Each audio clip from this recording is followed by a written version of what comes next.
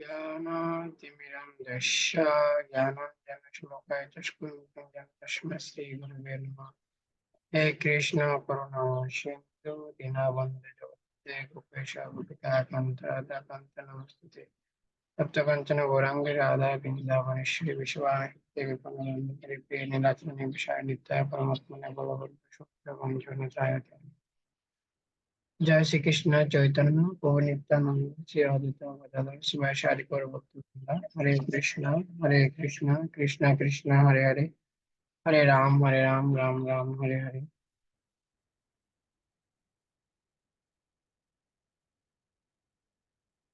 तो श्रीमद् भगवद गीता सारतत्व कोर्स आत्मा द्वितीय अध्याय आत्मा विज्ञान।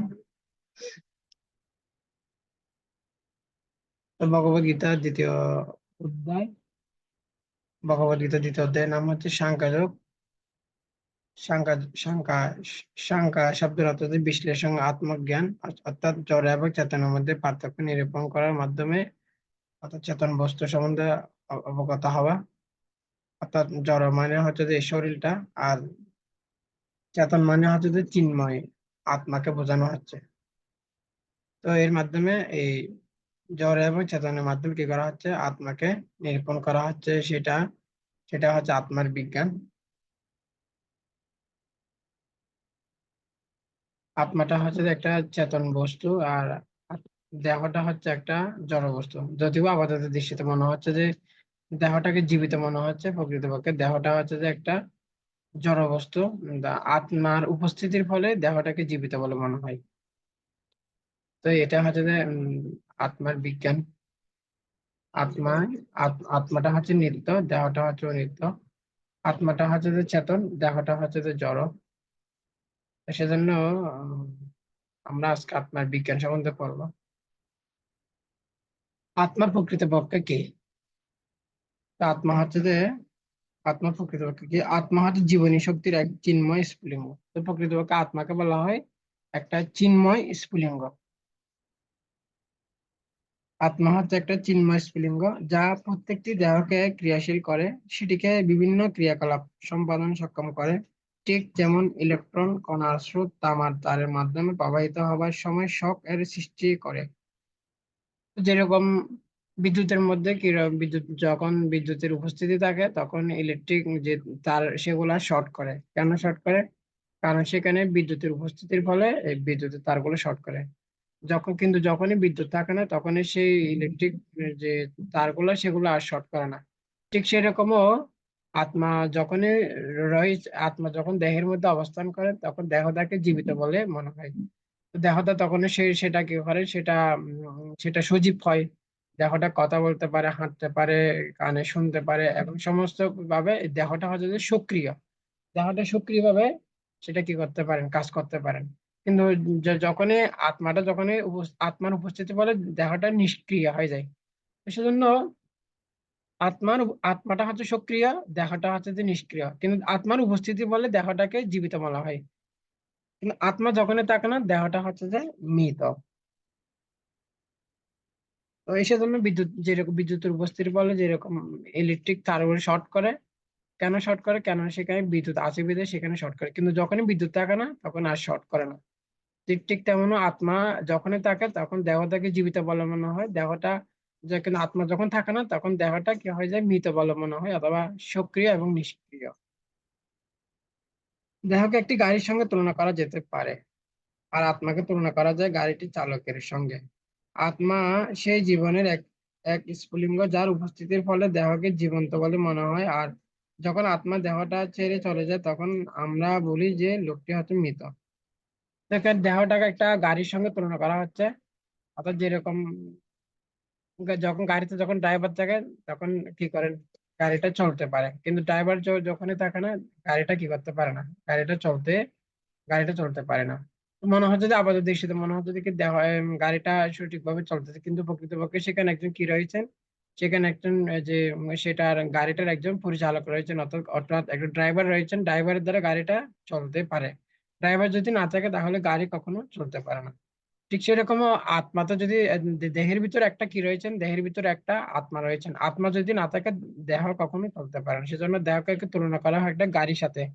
গাড়িতে ড্রাইভার থাকলে গাড়িতে যদি ড্রাইভার থাকে গাড়ি চলবে, আর ড্রাইভার যদি না থাকে গাড়ি চলে না। ঠিক সেরকম আত্মা, দেহের মধ্যে একটা আত্মা থাকে, আত্মা যদি না থাকে তাহলে দেহটা কখনো চলতে পারে না। সেজন্য আত্মাটাকে তুলনা করা হয় যে ড্রাইভারের সাথে তুলনা করা হয়। গাড়ির যেরকম ড্রাইভার রয়েছেন, ড্রাইভারের সাহায্যে গাড়িটা চলতে পারে, ঠিক সেরকম আত্মার সাহায্যে দেহটা কি হতে পারে, সেটা সক্রিয় হতে পারে। সেজন্য আত্মাটাকে তুলনা করা হয় একটা ড্রাইভারের সাথে তুলনা করা হয়। যার উপস্থিতি বলে দেহকে জীবন্ত বলে মনে হয়, আর যখন আত্মা দেহটি ছেড়ে চলে যায় তখন আমরা বলি লোকটা হচ্ছে যে মৃত। দেহকে একটি গাড়ির সঙ্গে তুলনা করা যেতে পারে, আর আত্মাকে তুলনা করা হয় গাড়িটির চালকের সঙ্গে।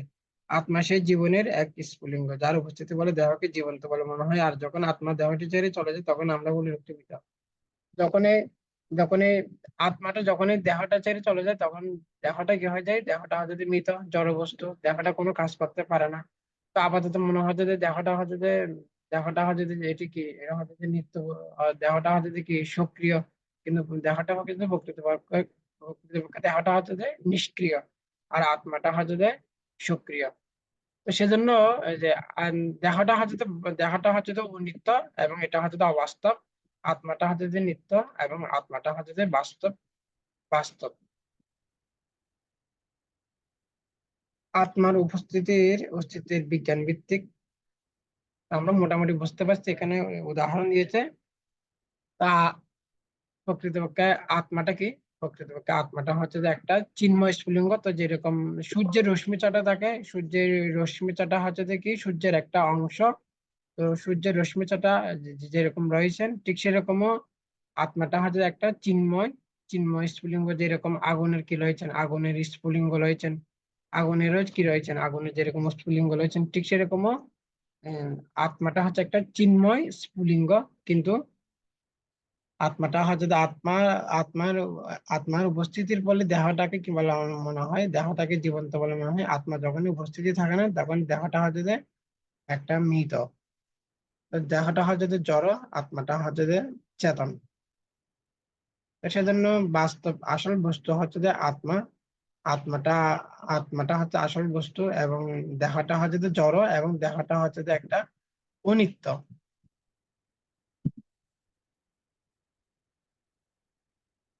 আমরা এই দেহ নয় চিন্ময় আত্মা। তো এর মাধ্যমে আমরা বুঝতে পারতেছি, যদি বা দেহের মাধ্যমে একটা বিষয় হচ্ছে যে কি দেহ আর আত্মার মধ্যে কি রয়েছে, একটা পার্থক্য রয়েছে। তো আমরা আমাদের দেহটাকে বাস্তব বলে মনে থাকি, আমাদের স্বরূপ প্রকৃত, আমাদের আসল স্বরূপ হচ্ছে যে আমরা হলাম আত্মা। আর আমাদের দেহটা হচ্ছে যে এটা আমাদের আসল স্বরূপ নয়, আমাদের আসল স্বরূপ হচ্ছে না, আমরা হলাম আত্মা। আমরা এই দেহ নিয়ে আমরা চিন্ময় আত্মা, আত্মা হচ্ছে জীবনী শক্তির একটা চিন্ময় স্ফুলিঙ্গ। আত্মার অস্তিত্বের বিজ্ঞান ভিত্তিক প্রমাণ। তো আত্মাটা হচ্ছে যে এটা হচ্ছে যে রয়েছেন, এটা প্রামাণিক, এটা কোনো অপ্রামাণিক নয়, এটা হচ্ছে যে প্রামাণিক। আত্ম অস্তিত্বের বিজ্ঞান ভিত্তিক প্রমাণ। সাধারণ জ্ঞান। যখন কেউ মারা যায় আমরা বলি উনি চলে গেলেন। এখন কে চলে গেছেন?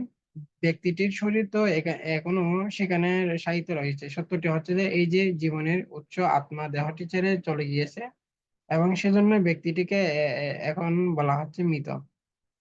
তো আমরা দেখতে পাই কেউ যখনই মারা যায়, যেমন ধরেন একজন দাদু, দাদু যদি কি করেন, অথবা আমার আমার পিতা মারা গেছে, তখন আমার মা কি করবেন, তুমি কি করবেন, তিনি যে পিতার সামনে বসে কান্নাকাটি করবে। তখন যদি বলে মা মা কি হয়েছে, কি হয়েছে, বলতে, তোমার বাবা চলে গেছে। তাহলে আমার আমার বাবা কোথায় গেছে?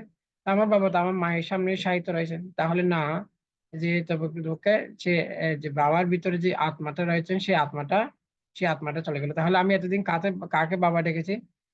যে আমার বাবার ভিতরে, দেহের ভিতরে যে যে আত্মাটা রয়েছেন তাকে কি করা হচ্ছে, তাকে বাবা বলে বলা হচ্ছে। এখন বলা হচ্ছে যে মা, যে যে মা বলছে তোমার বাবা চলে গেল, তো কে চলে গেল? কে চলে গেল? কাকে এতদিন বাবা বলা হয়েছে? যে প্রকৃতপক্ষে সে কি আত্মাটাকে বাবা বলা হচ্ছে। দেখুন, একটু ভালো করে বিবেচনা করুন। অথবা আমার মা এখানে বসে আছে আমার পিতার সামনে, তো পিতা তো এখানে শায়িত আছে, তো আমি এতদিন কাকে বাবা ডেকেছি? সেই শরীরটাকে এখানে বাবা বাবা ডেকেছি, যে বাবা, যে পিতা বলে যাকে ডেকেছি সেই পিতা তো আমার মায়ের সামনে রয়েছে। তো আমার মা বলছে কি যে তোমার বাপ পিতা চলে গেল, তো কে চলে গেল? আমার পিতার ভিতরে যে আত্মাটা রয়েছেন সেই আত্মাটা চলে গেল। তো সেজন্য বলা হচ্ছে কি যে এতদিন কাকে, অর্থাৎ কে চলে গেল, তাহলে সেই আমার পিতার ভিতরে যে আত্মাটা রয়েছে সেই আত্মাটা চলে গেল। তাহলে কাকে পিতা বলা হচ্ছে? অর্থাৎ যে আত্মাটাকে কি করা হচ্ছে, আত্মাটাকে পিতা বলা হচ্ছে। যে তো যখন কেউ মারা যায় আমরা বলি উনি চলে গেলেন। এখন কে চলে গেছেন? ব্যক্তির শরীর তো এখানে সেখানে সাহিত্য রয়েছে, সত্যটা হচ্ছে যে এই যে জীবনের উৎস অর্থাৎ আত্মা দেহটি ছেড়ে চলে গেছে, সেজন্য ব্যক্তিটিকে এখন এখানে মৃত বলা হচ্ছে। সেজন্য আমরা আমাদের আমাদের যে মাতা পিতা, আমরা ডাকতেছি আমার, ওই যে আমার, ওই যে আমার পিতা অথবা আমার মাতা। কিন্তু আমি কাকে, অর্থাৎ আত্মার উপস্থিতি বলে তাকে পিতা বলা হচ্ছে, আত্মার উপস্থিতি বলে তাকে মৃত কি করা হচ্ছে, আত্মার উপস্থিতি বলে তাকে মাতা বলা হচ্ছে। প্রকৃতপক্ষে আত্মা আত্মা আত্মাটাকে কি করা হচ্ছে, পিতা মাতা বলে আখ্যায়িত করা হচ্ছে। তো সাধারণ জ্ঞান হচ্ছে কি যে আত্মার উপস্থিতি বলে দেহটা কি হয়, জড় হয়। আর আত্মার উপস্থিতির যখন আত্মাটা দেহ ছেড়ে চলে, তখন দেহ ছেড়ে চলে যায়, তখন আত্মাটা হচ্ছে যে মৃত। স্বজ্ঞাগত স্বজ্ঞাগত উপলব্ধি। আমাদের প্রত্যেকের একটা স্বজ্ঞাগত স্বজ্ঞাগত রয়েছে, যে প্রকৃতিটা বা ব্যক্তি আমি দেখো মন থেকে আলাদা, পৃথক। আমরা বলি আমার হাত, আমার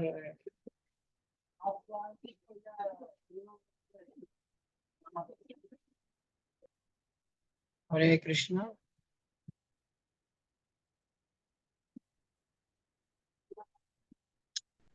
ক্লাস ডিস্টার্ব, ওই ডয়ারটা গুলো আছে মনে দেখেন তো,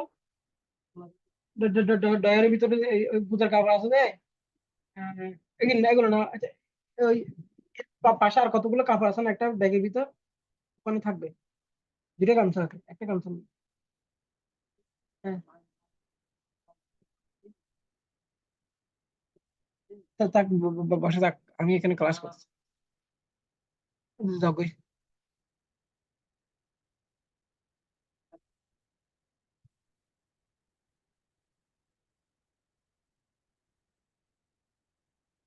তো আমাদের প্রত্যেকের একটি সভ্যগত বোধ রয়েছে, যে প্রকৃতপক্ষে সত্তা হচ্ছে ব্যক্তি আমি দেহ মন বুদ্ধি থেকে আলাদা, পৃথক। আমরা বলি আমার হাত, আমার মাথা ইত্যাদি। এইভাবে আমরা দেহটির উপরের মাথায় চুল থেকে শুরু করে পায়ের ডগা পর্যন্ত আমরা এটা সেটা বলে অবহিত করতে পারি। এটি নির্দেশ করছে যে ওইসব বস্তুগুলি কোনো একজনের, কোনো মালিকের চোখ কান মস্তিষ্ক কেবল কতগুলি যন্ত্র, সেগুলির মাধ্যমে আমরা দেখতে পাই। সবগাগত উপলব্ধি হচ্ছে যেরকম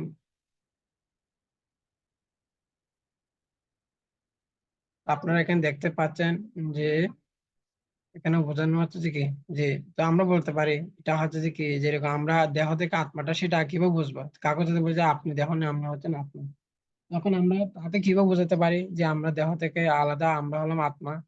দেখুন, আহ,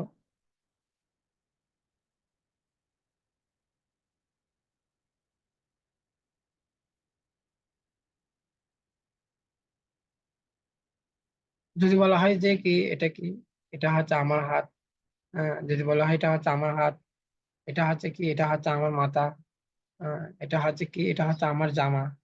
যদি তাকে, যদি আপনি যদি বলেন যে এটা কি, আপনি যদি বলেন যে কি এটা, এটা হরে কৃষ্ণ। কি যে, আরে অসুবিধা নেই, এগুলো পারে, নতুন গামছা আছে, হবে কাউকে কিনে আনছে যে, পরে যাবে নতুন গামছা। এখন একটু পরে না হতে যায়, টেনশন নেই। পরে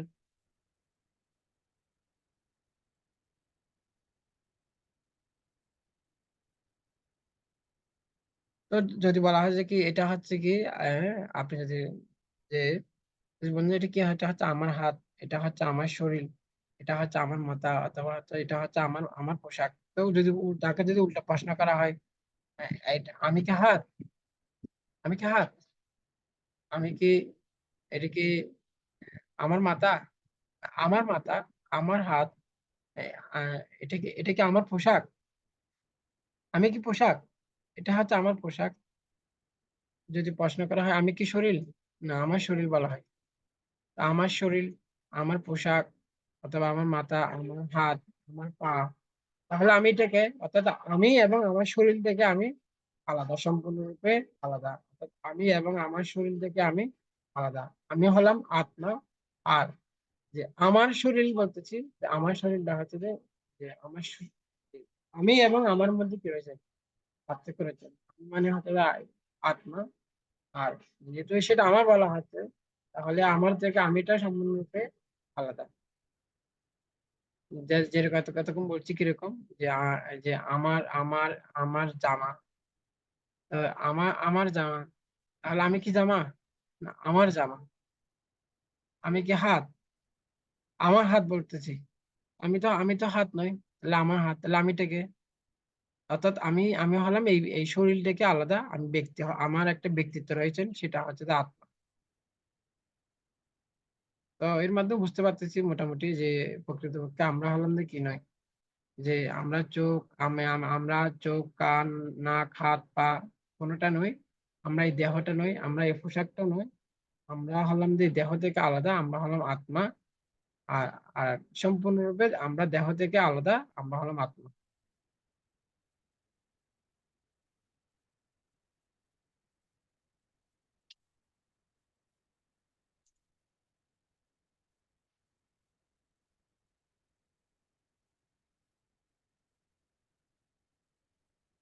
তো চেতনা, জীবন্ত দেহে রয়েছে চেতনা। ঠিক যেমন সূর্য তার চতুর্দিকে তাপ আলোক রশ্মির সাথে বিকিরণ করে, তেমনি আত্মা সমগ্র দেহে চেতনা পরিব্যাপ্ত করে। পায়ের ডগা থেকে মাথার চুল পর্যন্ত সর্বত্র দেহে পরিব্যাপ্ত এই চেতনায় আমাদেরকে চিন্তা, অনুভব ও চলাফেরা করতে সক্ষম করে। অতএব চেতনা হচ্ছে আত্মার লক্ষণ। চেতনার উপস্থিতির একটা মৃত দেহের সঙ্গে জীবন্ত দেহের পার্থক্য সূচিত করে। এমন এমন একটি যন্ত্র সহজে তৈরি করতে পারে, যা করা যেতে পারে, যেটির ল্যান্সের লাল আলো করা মাত্রই সেটি সাড়া দেয়। যাক, এখানে মোটামুটি বোঝানো হবে কি, যে আহ, জীবন্ত দেহে রয়েছেন চেতনা। ঠিক টমাস হ্যাক্সলি বলছেন, যেমন যথার্থ বলছেন যে এই বিশ্বে একটা তৃতীয় পদার্থ রয়েছে, অর্থাৎ চেতনা, যাকে আমি অদপে কোনো জড় পদার্থ বা শক্তি মনে করি না। এই চেতনা অস্তিত্বের, আত্মার অস্তিত্ব প্রমাণ করে। অর্থাৎ চেতনা বলতে এখানে আত্মার যে আত্মার উপস্থিতি থেকে এখানে কি করা হচ্ছে, আত্মার উপস্থিতি থেকে এখানে উম, আত্মার লক্ষণ হচ্ছে যে চেতনা, আত্মার যে উপস্থিতি সেটা হচ্ছে যে চেতনা। তো যেরকম এখানে উদাহরণ দিচ্ছি কি, ঠিক যেরকম সূর্য তার চতুর্দিকে চাপ আলোক রশ্মি যেটা বিকিরণ করে, ঠিক ঠিক সেরকম, যেরকম সূর্য কি করে, সূর্য সূর্য যেরকম উদাহরণ দিচ্ছে, যে সূর্য কি থাকে, এক জায়গায় স্থির থাকে। সূর্য এক জায়গায় স্থির থাকলেও সে সব জায়গায় কি করতে পারে, তার আলো বিকিরণ করতে পারে। যে সূর্য এক জায়গায় স্থির থেকেও সব জায়গায় যেরকম আলো বিকিরণ করতে পারেন, ঠিক সেরকমও আমাদের দেহে কি রয়েছেন, একটা আত্মা রয়েছেন। তো আত্মাটা কি করতে পারেন, আত্মাটা সারা দেহে সে কি করতে পারেন, যে আত্মার যে আত্মার যে আত্মার জীবনী শক্তি, সেটা কি করতে পারেন, যে সারা শরীরে প্রভাব বিস্তার করতে পারে। তো যার মাধ্যমে আত্মাটা যখন, সে আত্মাটার উপস্থিতি বলে আমরা কি করতে পারি, তো তখনই বুঝতে পারি যে কি, দেহটা কি রয়েছেন, দেহটা জীবিত রয়েছেন। তো তো সেটা আত্মার যে উপস্থিতি, আত্মার উপস্থিতি বলে দেহটাকে কি করা হচ্ছে, জীবন্ত বলে বলা হচ্ছে।